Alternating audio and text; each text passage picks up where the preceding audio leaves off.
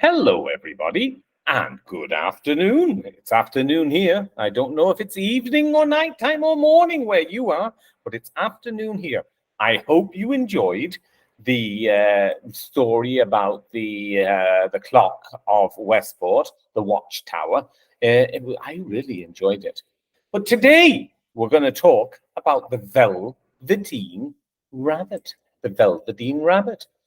And it's adapted from the story by Marguerite Williams and illustrated, that means the pictures, from Gareth Whalen.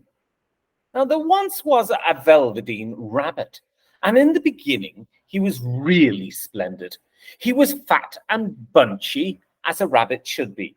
His coat was spotted brown and white. He had real thread whiskers, and his ears were lined with pink satin.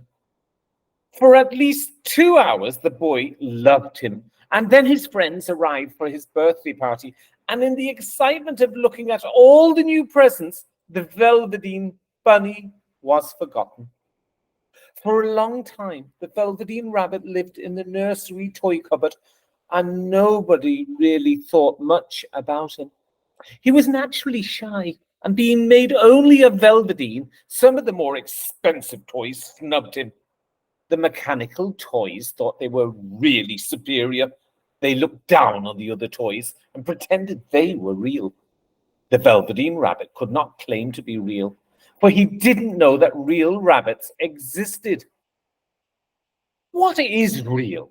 asked the Velveteen Rabbit one day, when he was lying beside Rocking Horse on the nursery room floor. "Does it mean having things that buzz inside you and a stick-out handle?" "Real isn't how you are made," said Rocking Horse. "It's a thing that happens to you. When a child loves you for a long, long time, not just to play with, but really loves you, then you become real." There was a person called Mum who ruled the nursery. Sometimes she took no notice of the playthings lying about, and sometimes, for no reason whatsoever, she went swooping round like a great wind and hustled them away into cupboards. She called this tidying up, and the playthings all hated it, especially the metal ones. The Velveteen Rabbit didn't mind it so much, for wherever he was thrown, he always landed softly. One evening, when the boy was going to bed, he couldn't find the cuddly teddy that always slept with him. His mum was in a hurry, and seeing that the toy cupboard door stood open, she reached inside. "Here," she said, "take your old bunny. He'd like to sleep with you." And she dragged the Velveteen Rabbit out by one ear and placed him in the boy's arms. That night, and for many nights after, the Velveteen Rabbit slept in the boy's bed. First, he found it rather uncomfortable, for the boy hugged him very tight.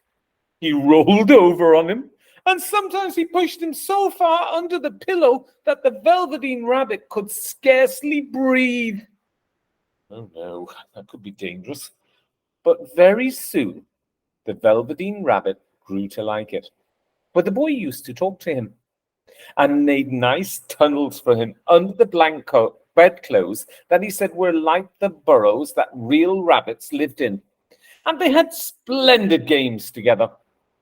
And then the boy dropped off to sleep. The Velveteen Rabbit was snuggled down close under his little warm chin, and dreamed. And the boy with the boy's hands cuddling him all night long.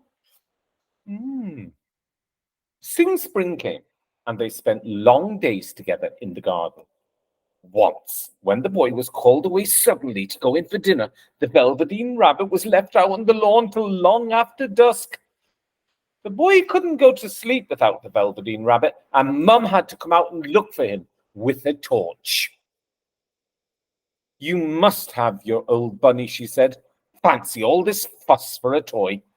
The boy sat up in bed and stretched out his hands. You mustn't say that, said the boy. He isn't a toy. He's real. Then, when the Velveteen Rabbit heard what the boy said, he was happy, for he knew what the rocking horse had said was true at last. The nursery magic had happened to him, and he was a toy no longer. He was real. What a beautiful story that was. Till the next day we meet. Have a nice night and have some happy dreams. Good night.